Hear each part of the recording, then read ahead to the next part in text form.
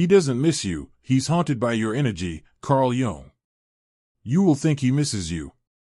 You'll tell yourself he's remembering the curve of your laugh, the way your eyes softened when you listened, the rhythm of your silence.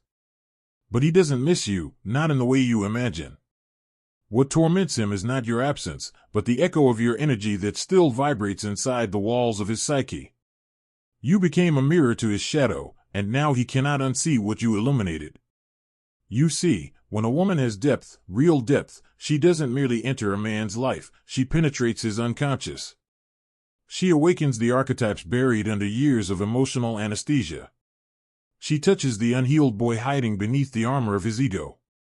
She sees him, not as he pretends to be, but as he truly is, fragmented, hungry, yearning to be whole.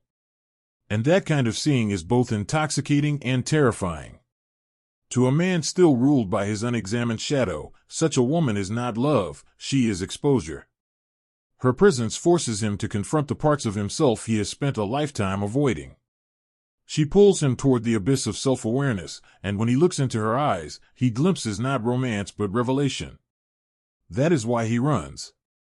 Not because he doesn't care, but because the weight of being truly seen burns through every false layer he's built to protect his fragile self-concept. Carl Jung wrote that the meeting of two personalities is like the contact of two chemical substances. If there is any reaction, both are transformed. But transformation is not always gentle. When one soul has the courage to evolve faster than the other, the imbalance becomes unbearable. He doesn't miss you, because missing you would require humility, the admission that he lost something sacred. Instead, he defends himself with indifference, with distractions, with other bodies that do not touch his soul. But make no mistake, the unconscious never forgets. What he calls moving on is often just repression wearing a confident face. You remain inside him as an unhealed wound, the feminine energy that demanded truth, the mirror that cracked his illusion. When the night grows quiet and his masks begin to slip, your energy returns to him like a ghost. Not the memory of you, but the vibration of the lesson he refused to learn. In Jungian language, you became his anima, the feminine archetype that lives within every man. Through you, he tasted what wholeness could feel like. You stirred his capacity to feel, to nurture, to connect beyond power and pride. But the moment he felt that expansion, his ego panicked. Because the ego thrives on separation, it fears dissolution. To love you fully would have required him to die symbolically, to surrender the false self that keeps him safe from vulnerability. And that, for many men, is too much to bear. So he retreated.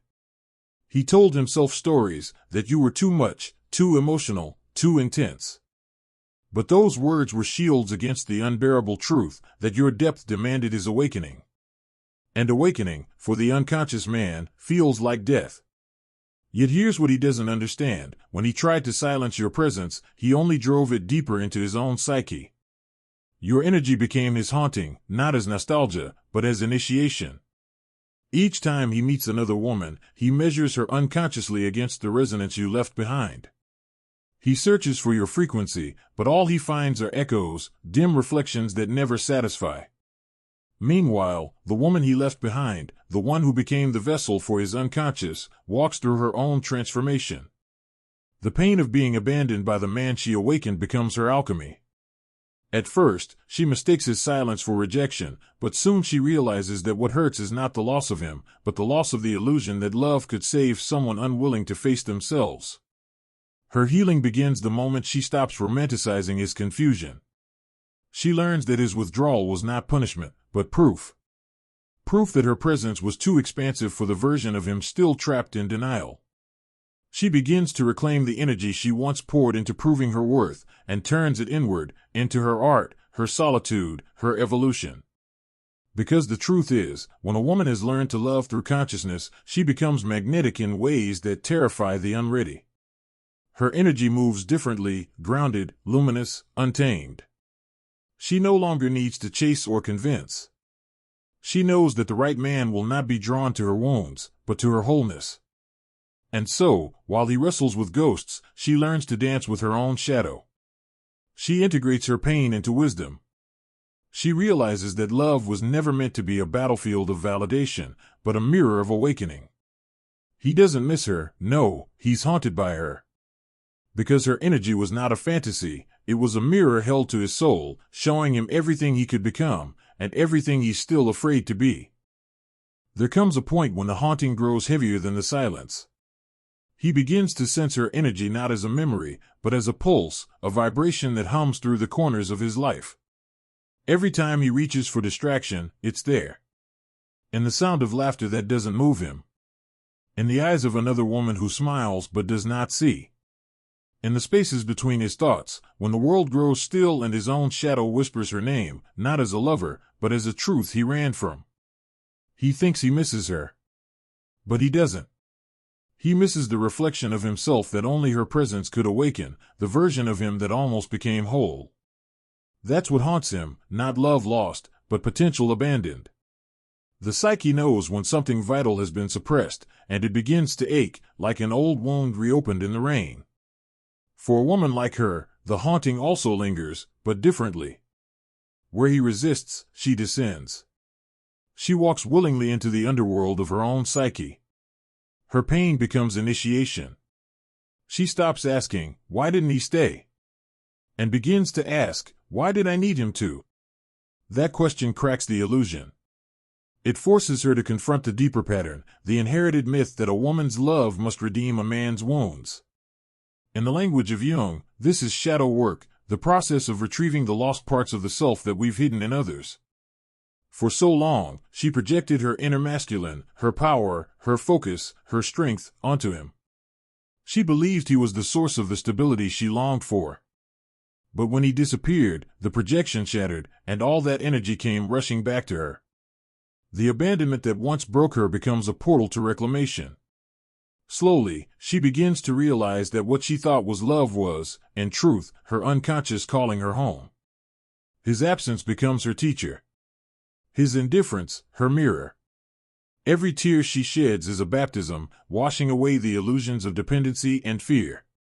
She learns that healing is not about forgetting him, but about retrieving herself. And when she begins to withdraw her energy from his psychic field, something subtle shifts. He feels it, not consciously, but in the restlessness that creeps into his days. The haunting that once reminded him of her becomes emptier, colder. The mirror that once reflected his potential now reflects his void. Because energy, once reclaimed, cannot be possessed. It returns to its source. That's the irony of this kind of connection. When a woman finally stops being available to the man who refused to evolve, her energy doesn't disappear, it transmutes. It rises. It becomes creative force. The same intensity that once sustained a dying relationship now fuels her rebirth.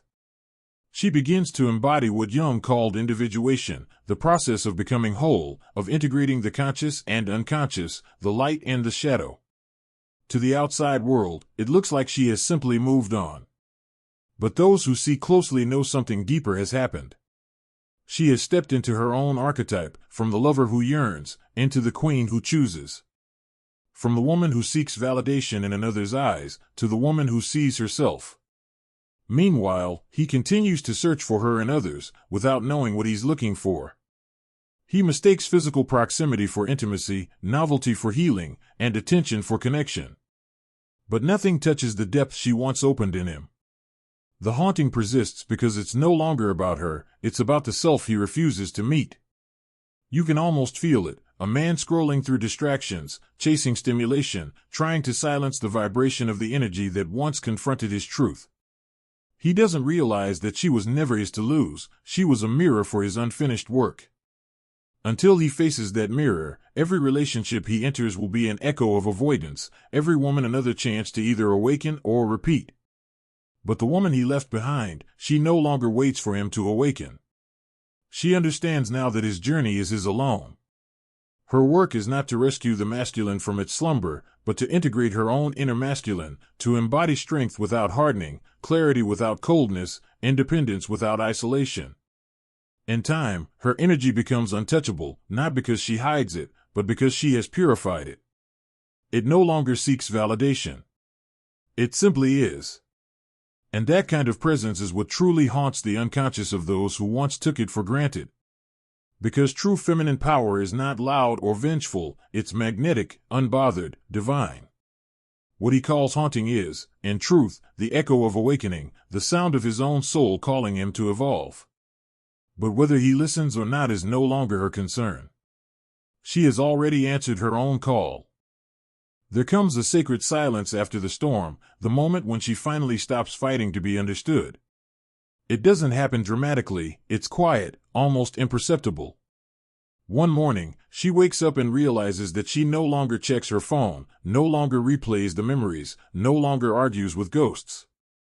The ache is still there, but it has softened, transformed from an open wound into a scar that glows faintly with wisdom. This is what Jung meant when he spoke of integration, when the pain that once consumed the soul becomes a bridge toward consciousness. For the first time, she no longer looks outward for closure. She understands now that closure was never something he could give. It was always something she had to create, within her own heart, between her own shadow and light. She sees that love was never meant to complete her, it was meant to reveal her. Every heartbreak, every silence, every unanswered call was an invitation to descend deeper into herself. Because when a woman begins to truly see, she realizes that the masculine she was chasing was never just a man. It was an archetype, a mirror of her own inner masculine energy, still sleeping in the corners of her soul. She had mistaken the man for the myth. And through that mistake, she was led to truth. Now, her energy moves differently. She no longer radiates the hunger of needing to be seen, she emanates the calm of having seen herself. Her beauty shifts from the external to the energetic. People feel her presence before they hear her name. Her words are slower, measured, touched by something sacred. The woman who once begged for reciprocity now understands the laws of energy. What is truly hers will recognize her vibration and flow toward her without struggle. And somewhere, far away, the man who once fled begins to sense the difference. The haunting that once kept him tethered to the past now feels distant, fading, but with that fading comes something worse, emptiness. Because for the first time, he realizes that what haunted him was never her possession of him, but his own failure to meet her where she was. He thought she wanted control, that she wanted to change him. But what she offered was initiation, a doorway into his higher self. He was too unready to see it then. The ego, terrified of death, will often call awakening manipulation, and will call love too much when it feels itself beginning to dissolve. He mistook her depth for danger because it threatened the smallness of the identity he'd built. Now, as he looks at his life, he senses the dullness that has replaced her fire. The women who come after her do not challenge him, do not disturb his peace, but that peace feels empty, sterile, mechanical. He finds himself haunted by flashes of her laughter, her silence, her eyes that once looked through him like light through glass. Not because he misses the relationship, but because, in her absence, he realizes what he could have become if he had chosen to stay. But by the time this realization arrives, she is no longer waiting. Her love has expanded beyond the confines of romance. She has transmuted longing into purpose. The creative energy that once poured into nurturing him now fuels her vision, her art, her growth. She has become her own sanctuary, the embodiment of both the nurturing feminine and the disciplined masculine. She no longer needs someone to save her, nor someone to complete her. She is the balance she once sought in another. Jung called this state individuation, the soul's journey toward wholeness, when a person becomes both the mother and the father to their own psyche. It is not loneliness, it is sovereignty. The woman who has reached this point no longer needs to prove her worth through being chosen, she chooses herself. She doesn't chase love, she attracts truth. And though the man may return, drawn again by the memory of her energy, she no longer vibrates on the same frequency. He will speak to the woman she once was, but she will answer from the woman she has become. What he once called haunting is now liberation, his torment has become her transcendence. The universe has a peculiar way of balancing energy. The one who runs from depth ends up drowning in shallowness. The one who embraces pain discovers freedom within it. And so, while he is haunted by what could have been, she walks in peace with what is. Her silence becomes her sermon. Her detachment, her strength. The woman who once ached to be remembered has become unforgettable, not because of what she gave, but because of who she became. In the end, this is the paradox. He doesn't miss her, but he is forever haunted by her energy, because that energy was never hers alone. It was his own soul calling him toward wholeness, and he refused the call. She answered it. Time moves differently for those who awaken. For her, days no longer feel like waiting rooms for love, they become sacred rituals of becoming. She drinks her coffee in silence, not out of loneliness, but out of reverence, for the quiet, for the clarity, for the self that no longer begs to be understood. What once felt like emptiness now feels like spaciousness. This is how rebirth happens, not with noise, but with stillness. In Jungian terms, she has met the self, the divine center of the psyche that exists beyond ego and projection. It's the part of her that no longer identifies as the abandoned lover, but as the awakened consciousness observing it all. The woman who once looked outward for validation now looks inward and finds eternity. Her value is no longer measured in who chooses her, but in how deeply she chooses herself. Meanwhile, the man drifts through the labyrinth of his own denial. He distracts himself with movement, new faces, new places, new pursuits, yet each path circles back to the same haunting. He begins to sense her not as a person, but as an archetype, the anima, the embodiment of everything his soul longs to integrate. He doesn't know the language of psychology, but he feels the pull, the deep, inexplicable ache that no surface pleasure can drown. He wonders why peace feels so far away. Why every victory feels hollow. Why the moments of joy vanish the instant he's alone. What he's really feeling is the tension between the ego and the soul, the split that she once illuminated simply by existing. She was not his wound, she was the mirror reflecting it. But the human mind, unready for truth, often confuses healing with pain. And so, he calls her the one that got away, as if losing her were an accident of timing. But it was never about time. It was about consciousness.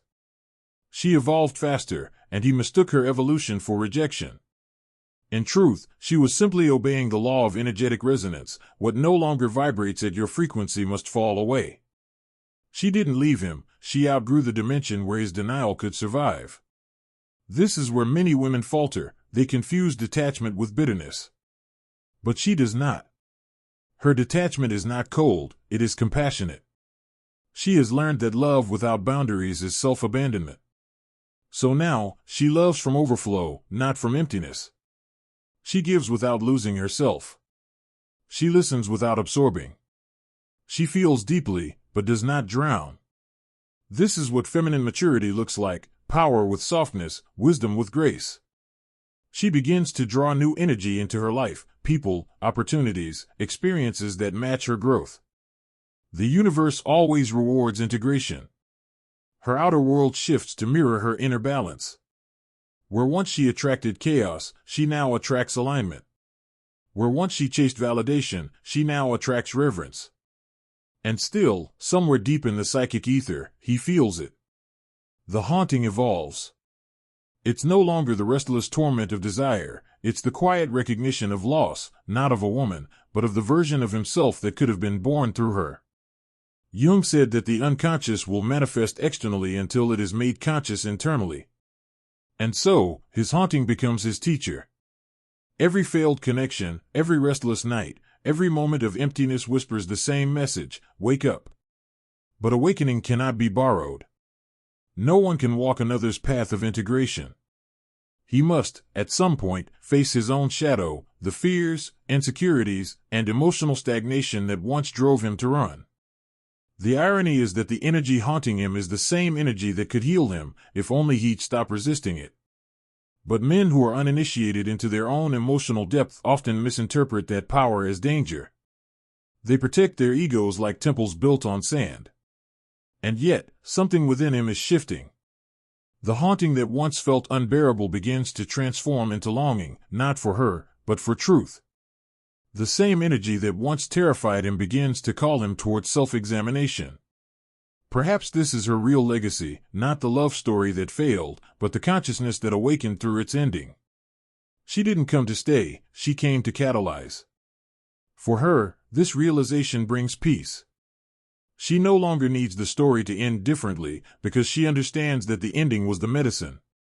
The love that broke her was the love that freed her. The man who couldn't meet her was the mirror that showed her how deeply she could meet herself.